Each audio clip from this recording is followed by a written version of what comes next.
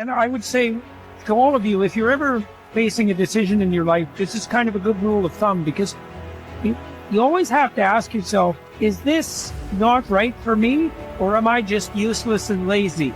And looking for an easy way out, right? Because some people are more prone to that than others. If you're not very conscientious, for example, you're going to be more prone to that sort of thing. But it's good to keep yourself in check. And so maybe you're not doing very well in your job, and you think, well, I should either do a better job at my job, or maybe I should find a new job. And it's hard to do better at your job. And so then you might wonder if your decision to find a new job is just an escape. Do you have a better plan? And if the answer is no, well, that's not a very good plan. But if the rule is you'll only escape to something equally or more difficult, or more challenging, let's say, then kind of check yourself against your own temptation.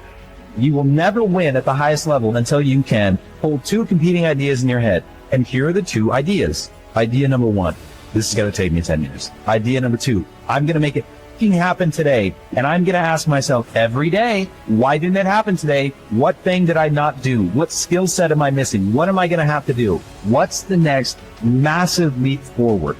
But it's going to take 10 years and only actually going to happen for me if I'm going all out every day, like it has to happen right now. I and other successful people wake up every day doing the same thing, fighting back against the distractions, the fears, the doubts.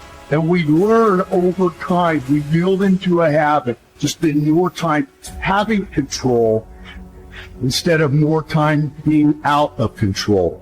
Every day is an opportunity for you to start taking control of your life. The first step. Don't be anxious. The second step. Concentrate on what you have to do. Fix your eyes on it. Remind yourself that your task is to be a good human being. Then do it without hesitation. There are few people who have decided within themselves, I've got what it takes to make it. They're not afraid about tomorrow because of how they see themselves, because of what they feel that they deserve, because of what they feel that they can create for themselves. Because these people have decided, as they look at the future, as they look at themselves, there's a way. Where there's a will, there's a way for thee. They begin to create a way out of no way. And when you have that kind of consciousness, when you have that kind of spirit, nothing can stop you. Nothing. At dawn, when you have trouble getting out of bed, tell yourself, I have to go to work as a human being. What do I have to complain of if I'm going to do what I was born for, the things I was brought into the world to do, or is this what I was created for? To huddle under the blankets and stay warm, so you were born to feel nice.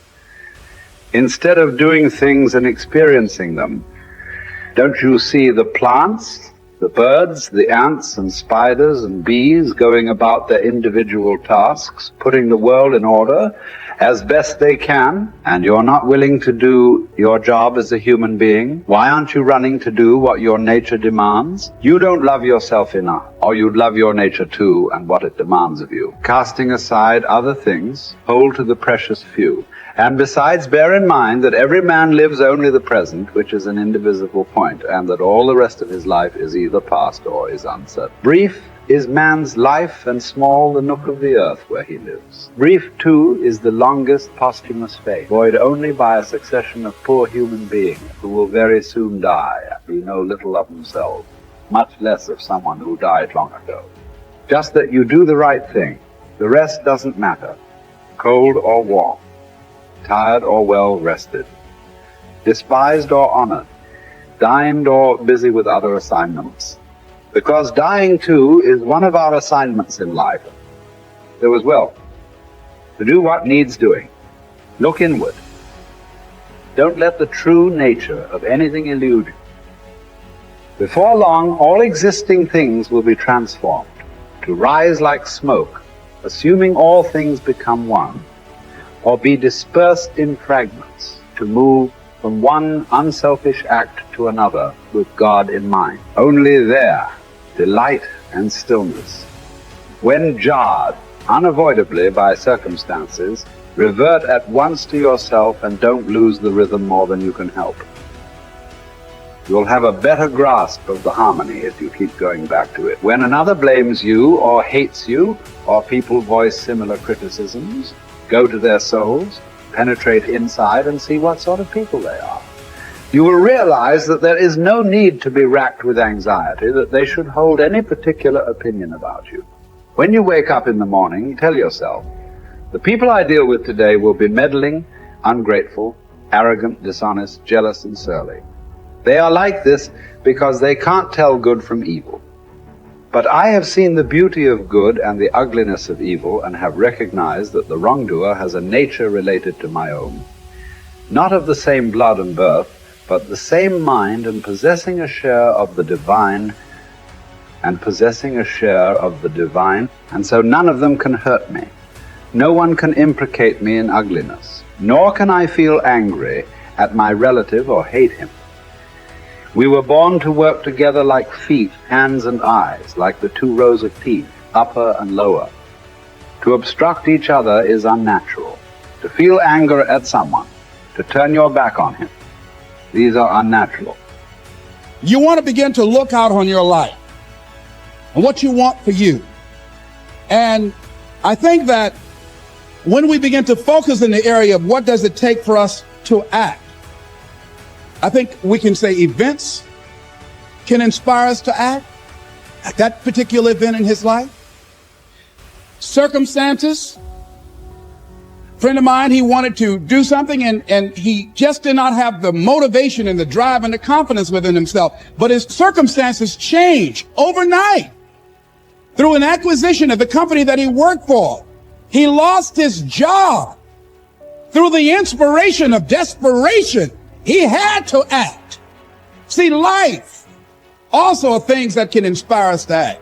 See, we don't have the courage, and that's what it takes, courage. It takes guts to do that which you know you need to do. If you don't have the courage to act, life many times will move on you and make you act. Life will whoop your butt so bad. You will be so miserable, you will catch so much hell, you say, yes, I will do it. What do you want me to do? Take me. A friend of mine said, I can't stop smoking. I can't stop smoking. Doctor said, Sam Axelrod, you have emphysema. Sam never picked up another cigarette and said, look at those stupid people smoking. Sam, you did it for 35 years. How can you talk about people? Well, I was different. I'm trying to help them. They don't have to do the same thing I did. But be compassionate, Sam. Isn't it interesting how quickly we forget? So I'm saying that look at something in your life.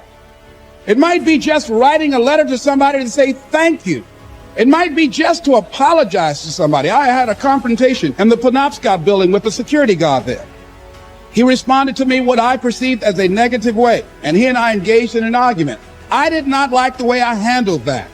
I avoided going through the front door for a long time because I didn't want to face him.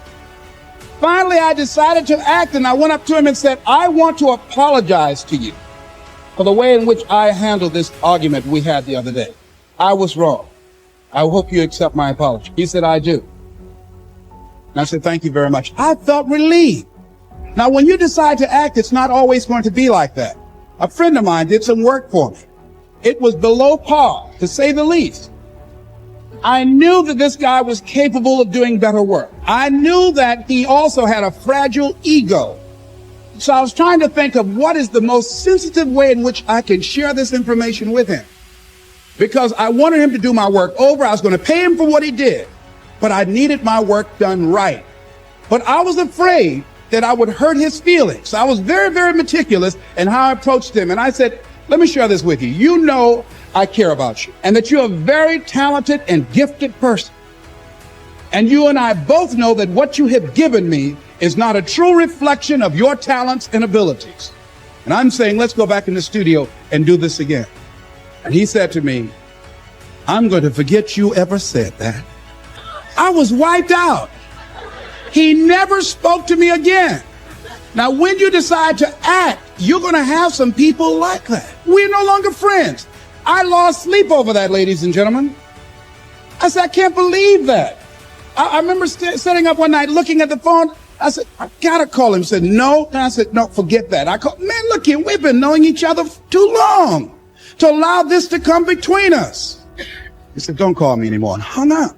And then I wanted to think about what can I do to make it up to him? And then something came to me, less. What do you have to prove? See, many things we don't do is because of the fact we want people to like us. There's some necessary losses in life. When you decide acting in your best interest, you're going to lose some friends.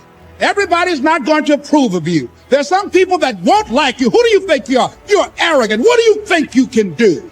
You think you can get away with that? You're selfish. Thanks, I got that. It's my life.